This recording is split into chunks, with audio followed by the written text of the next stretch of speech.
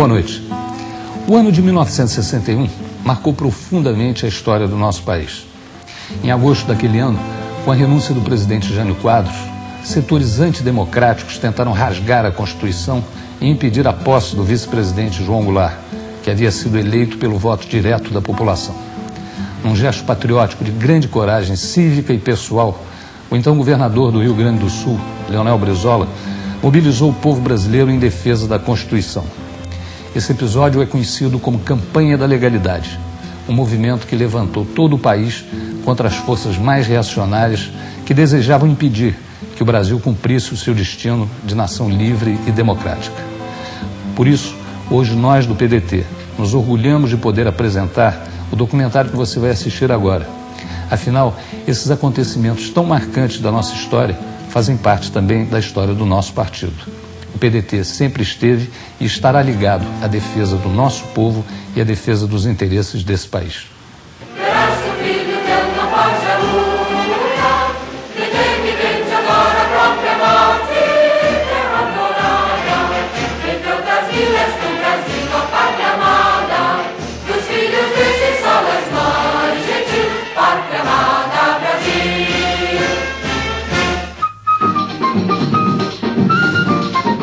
Agosto de 1961. O mundo vivia a Guerra Fria. Explodir bombas atômicas era o meio de Estados Unidos e União Soviética mostrarem um ao outro sua força.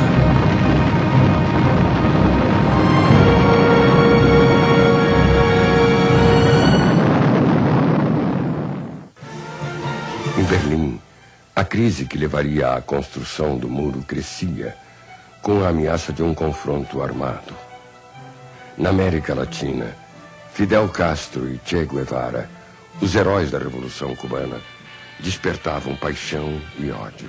Cuba, Cuba, Cuba, andou na contramão, vai descansar no paredão.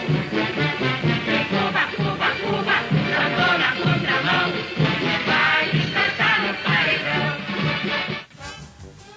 Na jovem Brasília de J.K. Niemeyer, o presidente agora era Jânio Quadros, que se elegera com o apoio da direita. Varre, varre, varre, varre, varre, vassourinha, varre, varre a bandalheira, e o povo está cansado de sofrer dessa maneira. Surpreendendo a todos, Jânio começa a praticar uma política externa independente.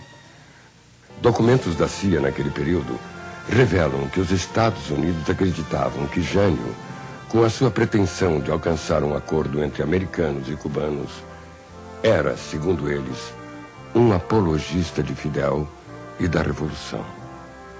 As pressões norte-americanas crescem. Na reunião da OEA em Punta del Este, o Brasil, que combatia a decisão de decretar o bloqueio a Cuba, troca de posição e abstém-se. Na delegação brasileira, o jovem governador gaúcho Leonel Brizola não aceita o recuo e retorna ao Brasil. Somos contrários a qualquer ideia de intervenção em Cuba. No dia 18 de agosto, Jânio condecora Che Guevara com a Ordem do Cruzeiro do Sul, desencadeando forte reação da direita. Lacerda vai à TV e acusa Jânio de estar preparando um golpe. O governo praticava uma política exterior cor-de-rosa, da chamada linha do mais para lá do que para cá. Disse-me então o ministro da Justiça que já havia sondado 2 ministros militares e que restava um terceiro, e pediu-me que o sondasse. Na manhã seguinte, na saída do desfile do Dia do Soldado, Jânio toma a decisão que marcaria a história brasileira. Atenção, atenção.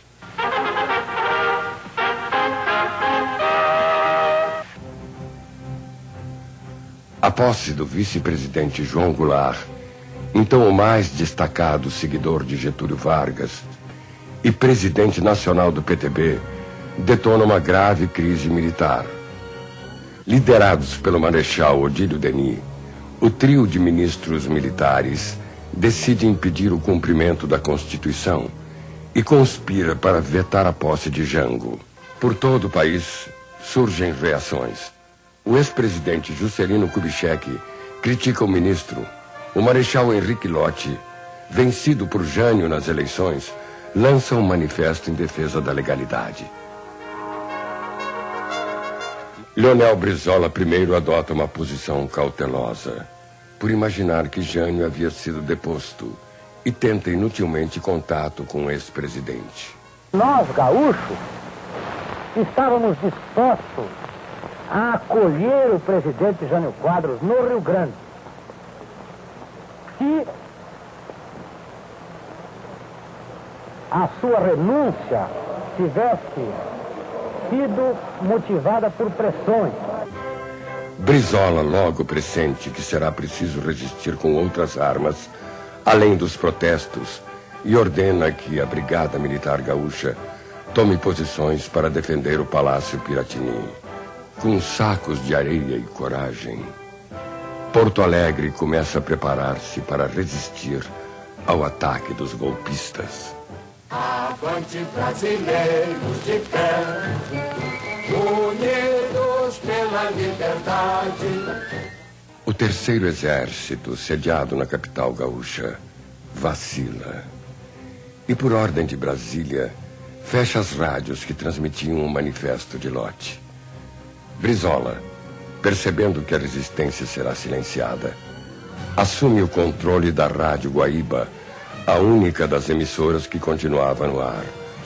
A brigada toma posições para defender os transmissores, enquanto os microfones são levados para os porões do Palácio Piratini. É o início da cadeia da legalidade. Não desejamos a desordem, pois nós queremos a ordem jurídica e constitucional. Não desejamos o caos, não desejamos a luta. Nós queremos que reine a paz. Os momentos vão se tornando dramáticos.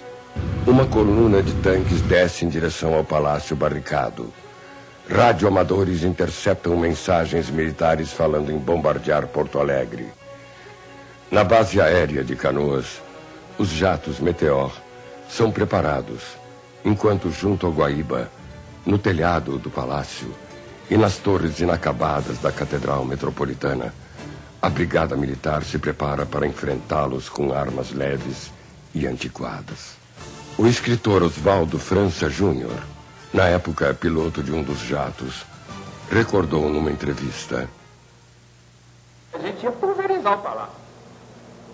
Ou seja, o armamento que vinha era para pulverizar o palácio mesmo. Colocar umas bombas, foguetes nos aviões, né? E ficamos esperando chegar a hora do dia amanhecer.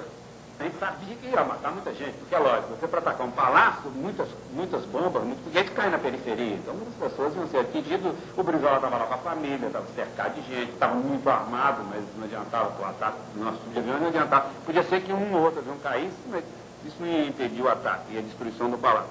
Esse movimento de apoio, que é formado principalmente do sargento, fez o seguinte: eles fizeram uma atitude muito inteligente, eles impediram a decolagem dos aviões. Como que impediram? Eles esvaziaram os pneus dos aviões, ou seja, então os aviões ficaram impedidos de decolar, na hora do ataque. Machado Lopes, comandante do Terceiro Exército, se vê diante de um impasse. O general Oromar Osório, comandante da 1ª Divisão de Tanques, já partira para o norte, disposto a enfrentar o golpe. Peri Bevilacqua, comandante de Santa Maria, ameaçava fazer o mesmo. Machado Lopes, isolado, então resolve ir a Brizola. Brizola ignora se o general vem apoiar a legalidade ou dar-lhe um ultimato. E prepara-se para um gesto desesperado. Aqui resistiremos até o fim. Podem atirar. Que decolem os jatos. Que atirem os armamentos que tiverem comprado à custa da fome e do sacrifício do povo. Joguem essas armas contra este povo. Estaremos aqui para morrer. Em resposta ao chamamento do governador, uma multidão vai se formar diante do Piratini.